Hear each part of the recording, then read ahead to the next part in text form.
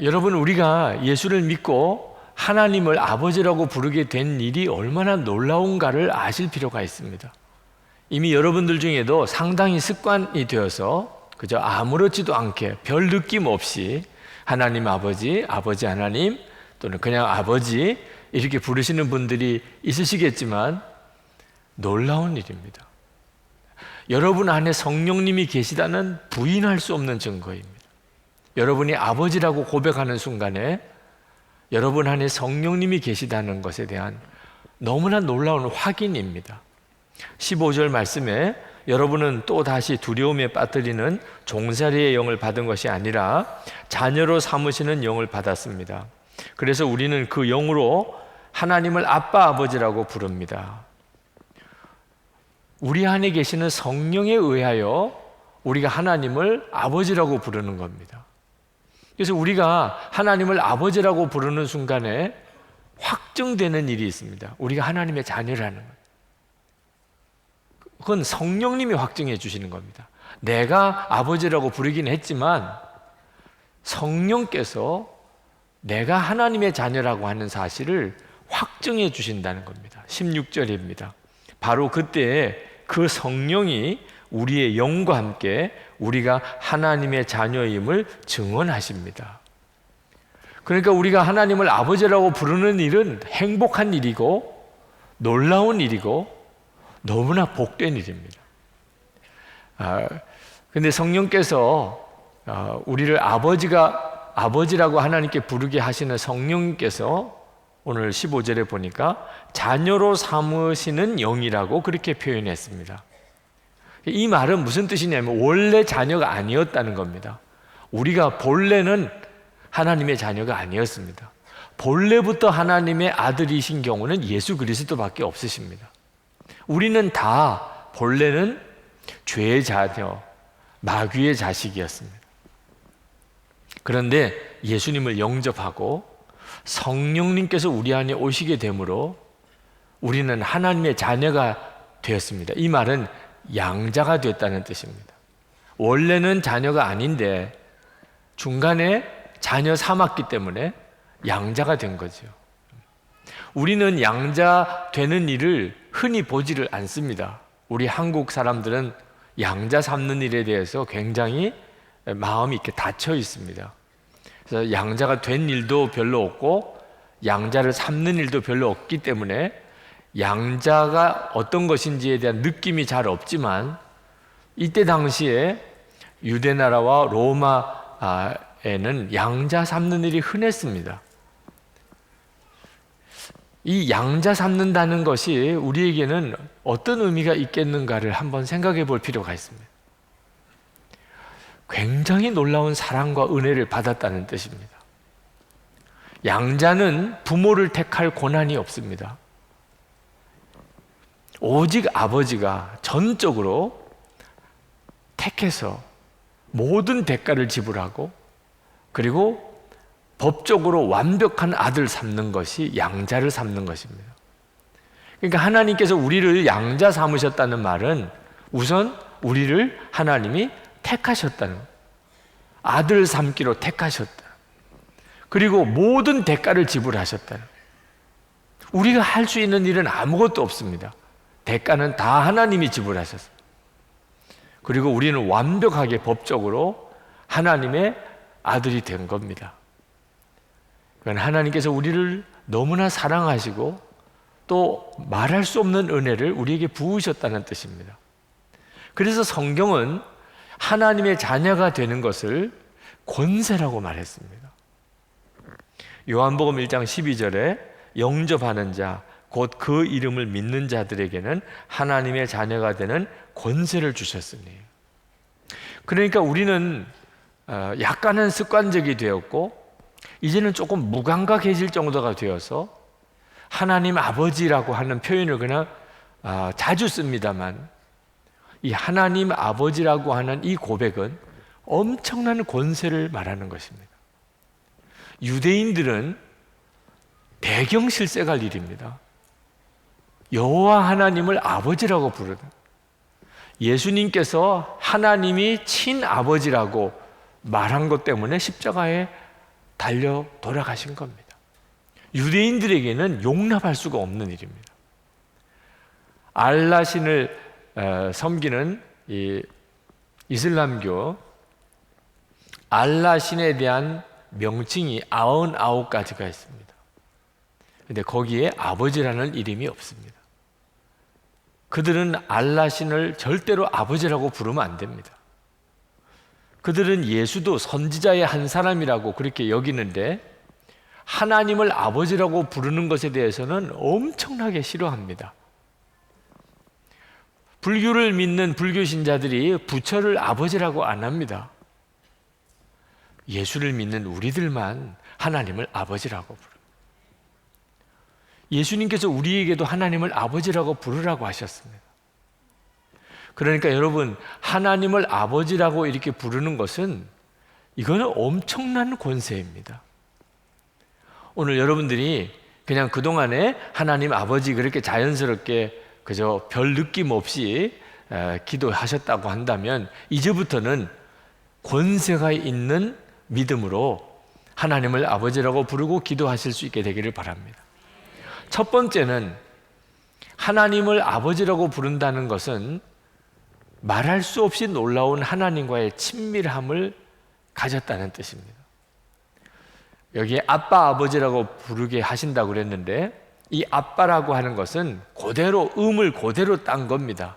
아람어로 어린아이가 아버지에게 아빠라고 부릅니다. 거기에도 우리도 아빠라고 부르죠. 그러니까 이 말은 그냥 아버지라는 뜻이 아니고 아주 친밀한 어린아이가 아버지에게 좋아서 달려가면서 아빠라고 부르는 때 그 느낌인 거죠. 우리 안에 오신 성령님께서는 우리를 하나님을 아버지라고 부르게 하실 뿐만 아니고 그렇게 친밀하게 하나님을 대하게 만들어 주십니다. 사람들에게 하나님에 대한 이미지가 다릅니다. 어떤 사람은 하나님이 아주 막연한 대상입니다. 또는 아주 멀리 있는 분입니다. 또는 무서운 분입니다. 어떤 사람에게는 그렇습니다. 또 어떤 사람에게는 하나님은 아주 친밀하신 분입니다. 하나님은 아주 가까우신 분입니다. 하나님은 아주 사랑이 많으신 분입니다. 이렇게 하나님에 대해서 믿는 게 다른 이유는 영이 달라서 그렇습니다. 그 사람 속에 있는 영이 다르기 때문에 하나님이 그렇게 느껴지는 게 다른 겁니다. 15절에 보면은 또다시 두려움에 빠뜨리는 종살이의 영을 받은 것이 아니라 그렇게 썼습니다. 하나님이 두려운 사람은 두려움에 빠뜨리는 종살이의 영을 가지고 하나님을 바라보기 때문에 그렇습니다. 우리 안에 오신 성령님은 하나님이 절대로 두려운 하나님으로 여기게 하시지 않습니다. 하나님은 너무나 좋으신 하나님, 너무나 친밀하신 하나님, 아빠이신 하나님, 그렇게 하나님이 믿어지게 만드십니다. 그리고 인생이 바뀌는 겁니다. 하나님에 대해서 믿어지는 게 바뀌면서 삶이 달라지는 겁니다. 여러분 중에도 하나님이 그렇게 좋은 진짜 내 아빠일까 잘 믿어지지 않으시는 분이 있으실 겁니다. 성령께서는 믿어지게 해주십니다.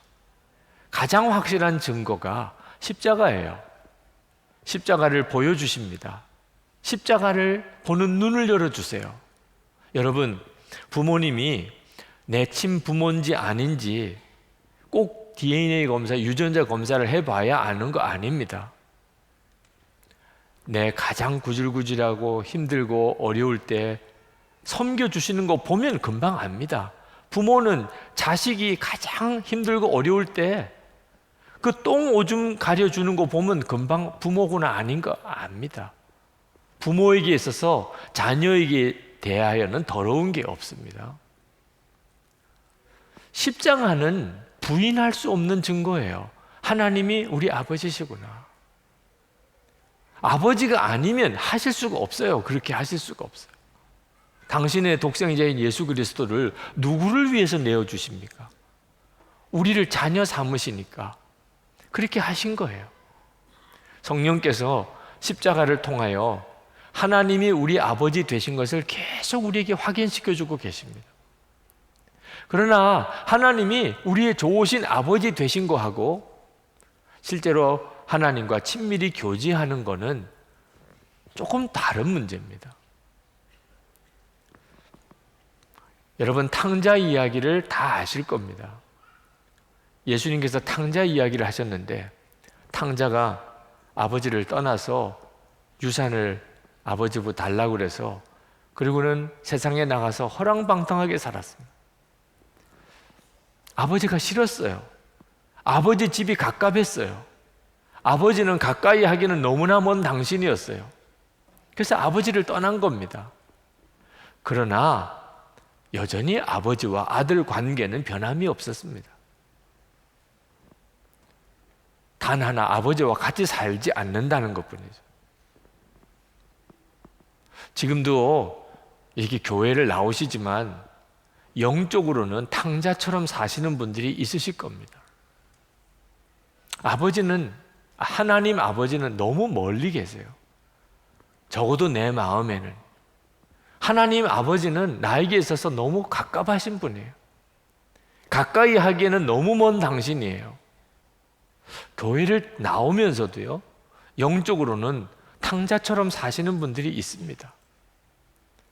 결국은 이 탕자가 어떻게 되나요? 다 망가집니다. 돼지 치는 신세로 전락하고 그나마도 그 돼지 열매도 제대로 먹지 못해서 굶어 죽게 생겼습니다. 그때도 아버지는 계셨어요. 함께 살지 않은 것뿐이지. 하나님이 내 아버지라고 하는 것은 알지만 하나님과 친밀하지 않으면 하나님이 내 아버지라는 게 내게 아무 의미가 없는 것처럼 보일 수 있습니다. 결국은 이 탕자가 아버지에게 돌아오지요. 그때부터 이 탕자의 삶은 완전히 새로워집니다. 아버지와 함께 사는 거니까. 물론 너무 뻔뻔하다고 느껴져서 내가 아들이라고 칭함을 감당할 수 없겠나이다. 그랬지만 아버지는 탕자를 아들로 받았습니다. 그리고 탕자의 삶은 완전히 새로워진 거죠. 이것이 성령님께서 지금 우리에게 해주고 싶어 하시는 거예요. 아버지에게로 돌아오게 하는 겁니다. 아버지와 아주 친밀하게 그렇게 살게 해주시려는 것입니다. 여러분, 하나님 아버지라는 것을 절대로 교리적인 믿음으로만 만족하면 안 됩니다.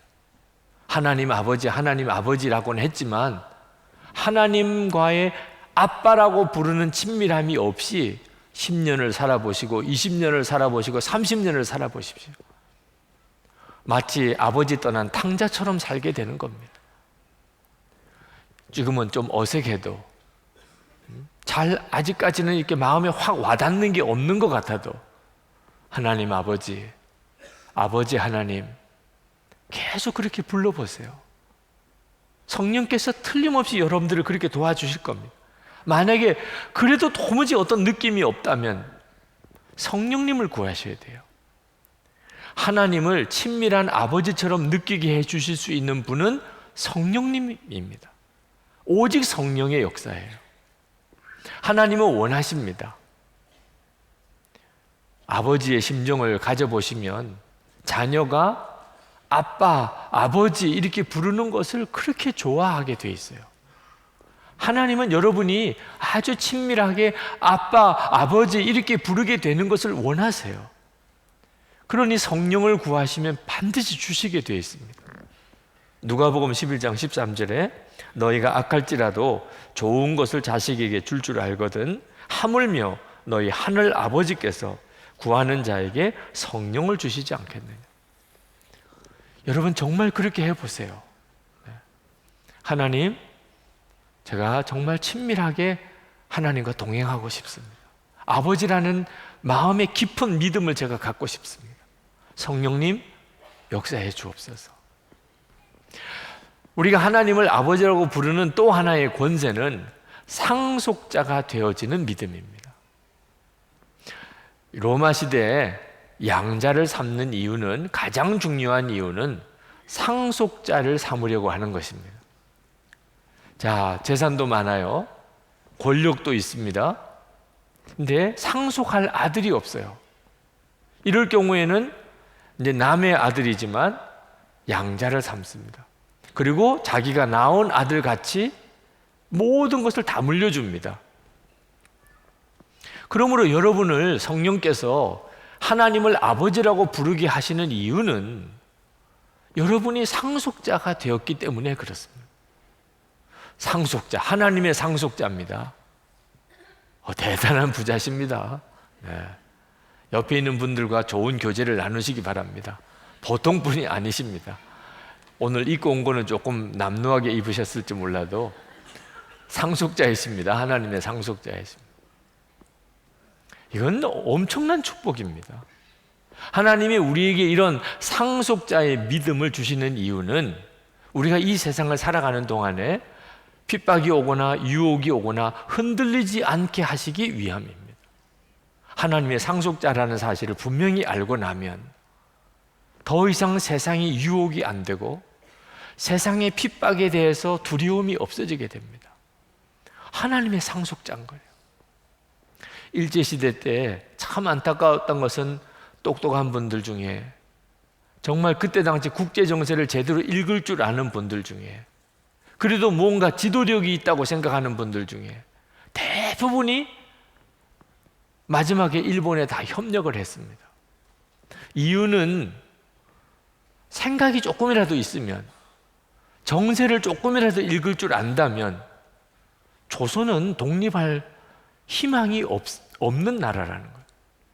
일본은 도무지 이겨낼 수가 없는 나라입니다. 그럼 어떻게 하죠? 미련한 독립운동을 왜 합니까? 일본에 붙어서 우리 집안이나 잘 돼야 되겠다. 그렇게 생각이 돌아가게 돼 있었어요. 그런데 그 대가가 얼마나 비참합니까? 친일이었다고 하는 그런 낙인이 찍혀버리면 그 후손들이 겪는 그 무거운 짐은 상상할 수가 없잖아요. 독립운동을 한다는 것은 당시에는 진짜 바보 같은 온 가족이 다 고생하는 일, 희망도 없는 일 같이 보였습니다. 그러나 나는 조선민족인데 어떡합니까? 미우나 고우나 내 민족인데 어떡해? 일본 민족과 우리 민족은 다른데 어떡해? 그래서 독립운동을 했던 이들은 그 후손들이 얼마나 영예롭습니까? 물론 친일 청산이 제대로 되지 않았다, 독립운동가 후손들이 여전히 고생한다고들 말을 하지만 하나님의 나라는 그렇지가 않습니다. 하나님의 나라는 절대로 그렇지가 않습니다. 성령님께서 우리에게 오셔서 하나님을 아버지라고 이렇게 부르게 하시는 것은 상속자라고 하는 믿음을, 이 엄청난 권세를 우리에게 주신 거예요. 그래서 세상을 함부로 살지 못하게 하는 겁니다. 어리석은 판단을 하지 않게 하는 겁니다. 비록 지금은 그 일이 고난의 길이라 할지라도 진짜 복된 길을 가게 만들어 주시려고 하는 겁니다. 17절 말씀에 보면 우리가 그리스도와 함께 영광을 받으려고 그와 함께 고난을 받으면 우리는 하나님이 정하신 상속자요 그리스도와 더불어 공동 상속자입니다. 성령께서 여러분 안에 오셔서 왜 하나님을 아버지라고 부르게 하시는지를 정확하게 알아야 합니다. 그저 기도할 때 다들 그냥 하나님을 아버지라고 부르니까 나도 그냥 하나님 아버지 이런 정도가 아닌 거예요. 성령께서 내 속에서 하나님을 아버지라고 부르는 일은 이건 엄청난 일이에요. 하나님과 친밀한 동행함을 살고 상속자의 자부심을 갖는, 상속자가 가지는 담대함을 갖는 겁니다. 그리고 고난도 두려워하지 않게 만드는 거예요.